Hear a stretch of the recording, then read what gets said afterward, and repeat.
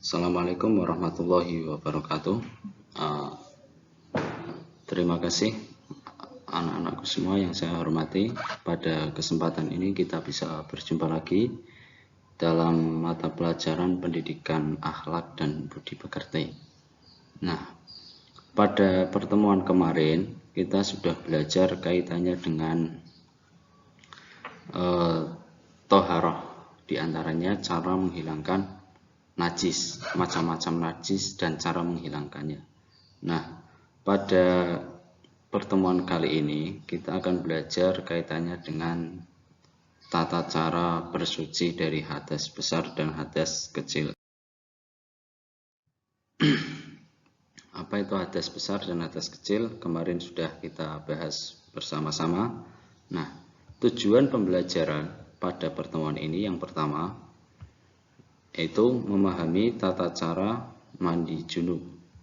Kemudian yang kedua yaitu memahami tata cara wudhu. Kemudian yang ketiga yaitu memahami tata cara tayamum. Nah, ini karena wilayahnya menghilangkan hadas ya. Kalau menghilangkan hadas besar nanti mandi junub, hadas kecil dengan wudhu dan tayamum. Nah, kita akan belajar kaitannya dengan tata cara menghilangkan hadas ini. Nah, hadas besar dan hadas kecil. Nah, hadas besar, nah ini seseorang disebut hadas besar yaitu ketika telah terjadi haid ya.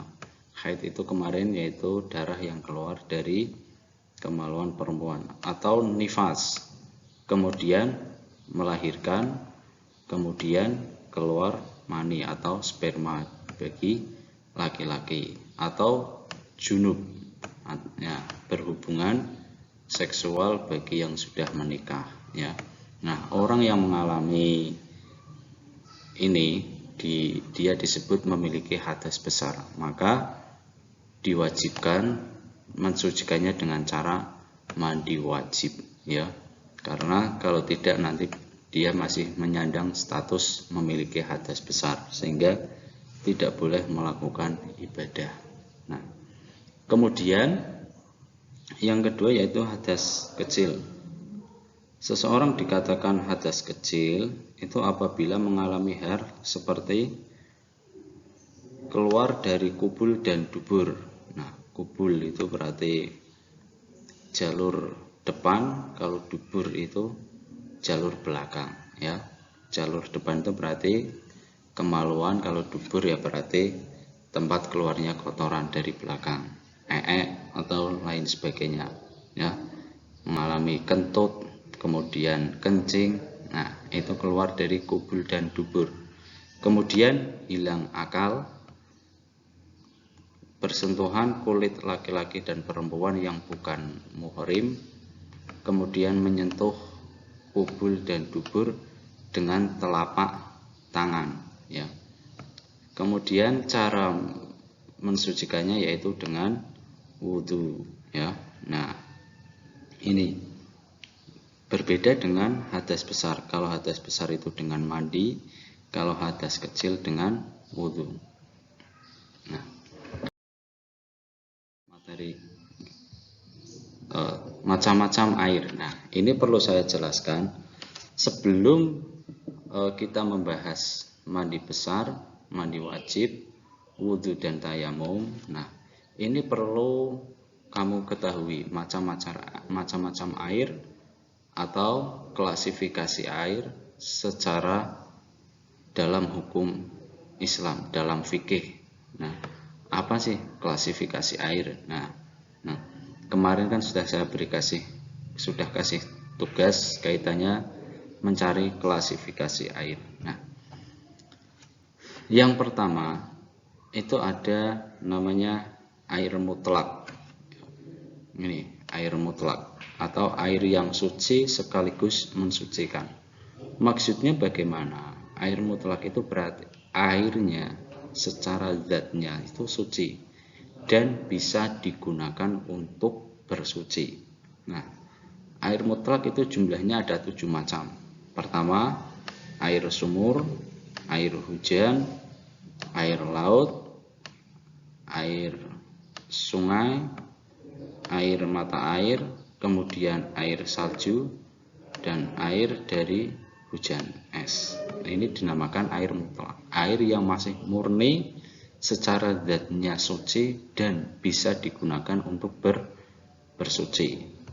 Kemudian yang kedua itu ada air mustakmal, ya, air mustakmal.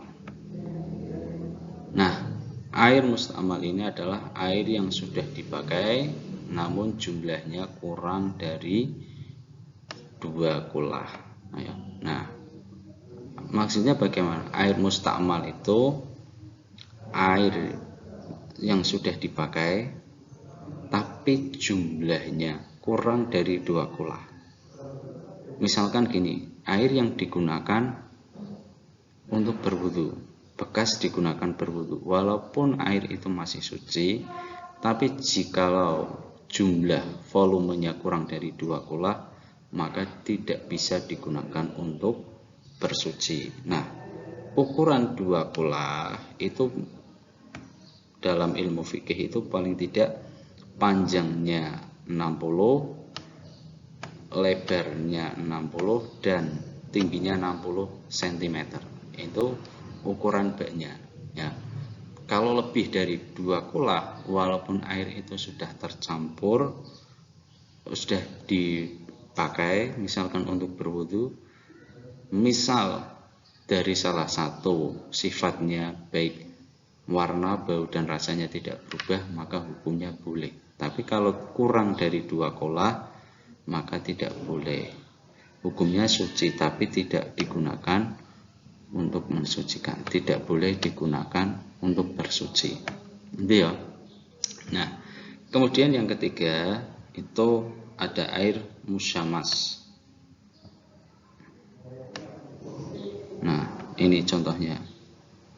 Air yang dipanaskan di bawah terik sinar matahari dengan wadah yang terbuat dari logam selain emas dan perak, seperti besi atau tembaga. Air ini hukumnya suci mensucikan, namun makruh digunakan karena menimbulkan penyakit kusta. Nah, tidak boleh, ya. Contoh gini, air ditaruh di atas bejana yang terbuat dari besi dan tembaga, kemudian dipanaskan di bawah terik sinar matahari.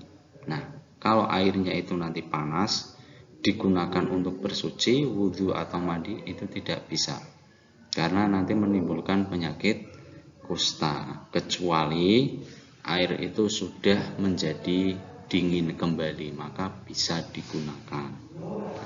Itu namanya air musyamas. Nah, kemudian yang keempat yaitu air mutanajis, yaitu air yang terkena barang najis, volumenya kurang dari 2 kulah atau lebih, namun berubah salah satu sifatnya, warna, bau, atau rasanya.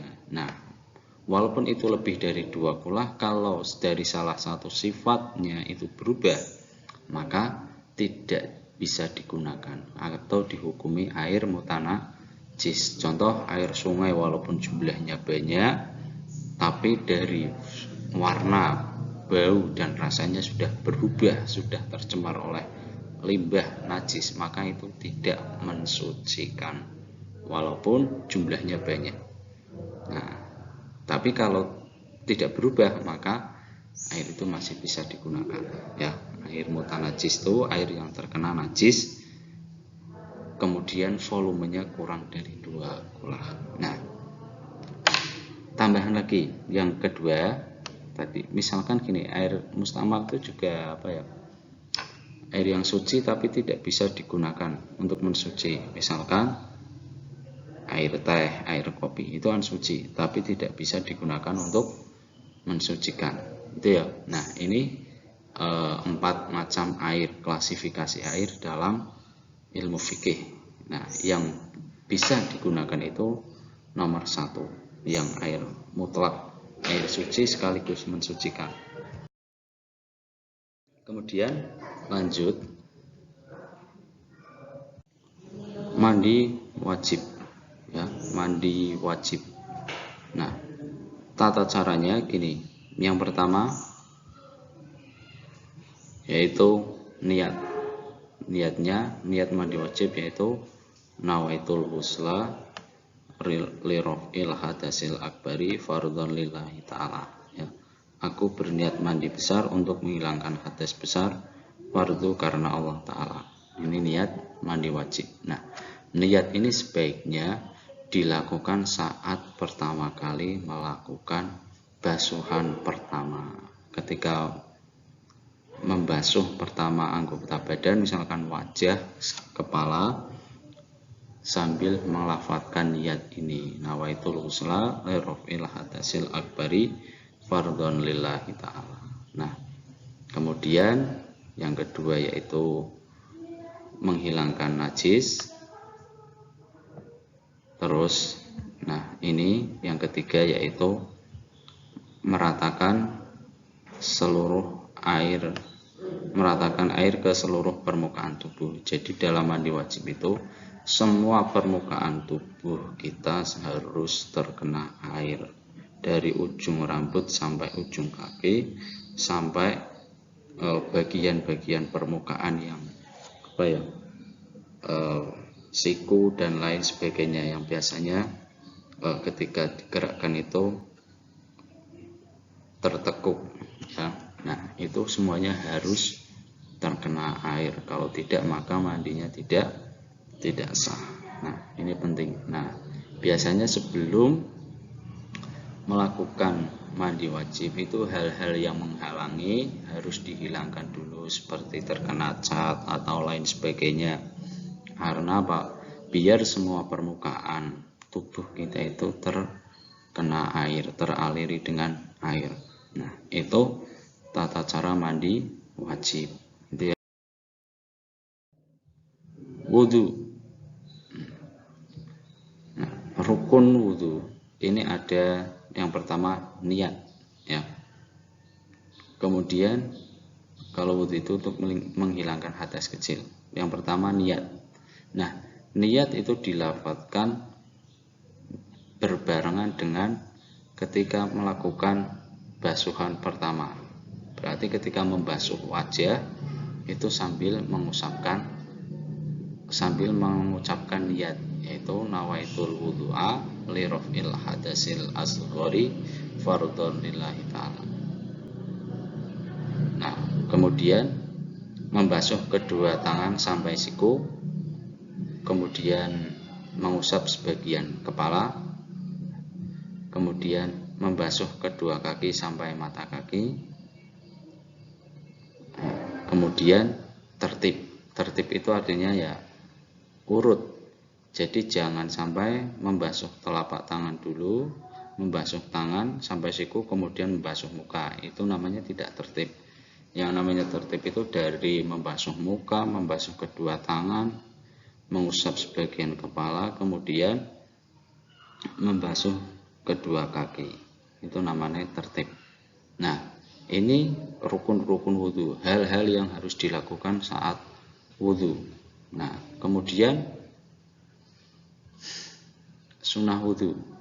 Nah, ada 10. Yang pertama, membaca basmalah sebelum melakukan pekerjaan, sebelum melakukan wudu, membasuh kedua tangan sebelum wudu, menghilangkan kotoran yang ada di sela-sela jari, kemudian berkumur, menghirup air ke dalam hidung atau istinsyak, kemudian mengusap bagian dalam dan luar telinga. Ini sebelum membasuh kaki, kemudian menyela-nyela jenggot yang tebal bagi yang memiliki jenggot, kemudian menyela-nyela jari tangan dan kaki ketika membasuh tangan dan kaki supaya airnya mengalir dengan rata, kemudian mendahulukan anggota badan yang kanan, kemudian 3 kali basuhan, terus berturut berturut-turut. Nah, tambah lagi setelah wudhu itu dibaca dengan doa, ya. Nah, itu kaitannya dengan rukun dan sunnah wudhu. Tayamum. Nah, tayamum adalah pengganti wudhu karena uzur, halangan atau halangan sebagai bentuk kurangka ini rukhsah keringanan karena tidak ada air atau karena halangan tertentu. Nah, ada 4 alasan diperbolehkannya tayamum. Pertama, ketiadaan air.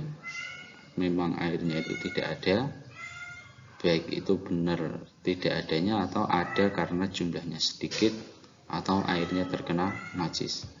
Kemudian jauhnya air. Nah, paling tidak ketika mencari air itu jauhnya 2,5 km. Sudah dicari sampai 2,5 km tidak ada, maka boleh menggunakan tayamum. Kemudian sulitnya menggunakan air, misal ada air tapi terhalang dengan bahaya binatang buas atau musuh, ya, sulitnya menggunakan air. Kemudian kondisi sangat dingin. Nah, memang cuacanya dingin, kalau menggunakan air takut nanti kedinginan, tidak ada benda yang bisa untuk menghangatkan. Nah, itu boleh menggunakan tayamum. Kemudian hal-hal yang harus diperhatikan saat tayamum. Pertama, dilakukan setelah masuk waktu sholat. Ketika waktu sholat itu sudah masuk, mencari air tidak ketemu, tidak ada air, maka dibolehkan bertayamum. Kemudian pencarian air dilakukan setelah masuk waktu sholat. Debu yang digunakan harus bersih, lembut, dan berdebu. Debunya harus bersih, lembut, tidak kasar, mengandung batu dan lain sebagainya, ya. Kemudian tayamum hanya sebagai pengganti wudhu dan mandi besar. Nah, ini ada yang mengatakan bisa untuk mengganti mandi besar, ada yang tidak. Namun tayamum itu sebagai pengganti wudhu. Tayamum hanya digunakan dalam 1 kali sholat fardu. Jadi ketika hanya bisa dilakukan 1 kali sholat fardu. Misalkan setelah sholat fardu mau digunakan membaca Al-Quran, itu bisa. Ada yang mengatakan bisa, gitu ya. Nah, terus, lanjut yang terakhir yaitu tata cara tayamum, ya. Nah, pertama, siapkan tanah atau debu yang bersih. Kemudian dalam keadaan menghadap kiblat, ucapkan basmalah lalu letakkan kedua telapak tangan pada debu dengan posisi jari tangan dirapatkan. Kemudian usapkan kedua telapak tangan pada seluruh wajah disertai dengan niat dalam hati. Nah, ini niatnya, nawaitu tayammuma listibahatis sholati lillahi ta'ala. Artinya, aku berniat tayamum agar diperbolehkan sholat karena Allah Ta'ala. Kemudian letakkan kembali telapak tangan pada debu, kali ini jari-jari direnggangkan, serta cincin yang ada pada jari jika ada dilepaskan sementara biar terkena debu. Kemudian tempelkan telapak tangan kiri pada punggung tangan kanan, sekiranya ujung-ujung jari dari salah satu tangan tidak melebihi ujung jari, telunjuk dan tangan yang lain. Nah, dari situ usapkan telapak tangan kiri ke punggung lengan tangan sampai ke bagian siku. Lalu balik telapak tangan kiri tersebut ke bagian dalam lengan kanan. Usapkan hingga ke bagian pergelangan. Nah, kemudian sekarang usapkan bagian dalam jempol kiri, bagian punggung jempol kanan. Lalu lakukan hal yang sama pada tangan kiri. Nah, yang terakhir, pertemukan dua telapak tangan dan usapkan di antara jari-jarinya. Itu tata cara tayamum. Itu ya. Nah, demikianlah materi yang bisa kami sampaikan kaitannya dengan tata cara mandi wajib, wudhu, dan tayamum. Semoga apa yang kita bisa pelajari bermanfaat, kita bisa mendekatkan ibadah kita dengan menjalankan mandi wajib, wudhu dan tayamum yang sempurna, sehingga amal ibadah kita itu diterima. Selain itu kita terbiasa menjaga kebersihan, karena sebagai umat Islam itu Allah itu mencintai hamba-hambanya yang bersuci. Itu ya, demikianlah penjelasan saya, kurang lebihnya mohon maaf. Terima kasih. Assalamualaikum warahmatullahi wabarakatuh.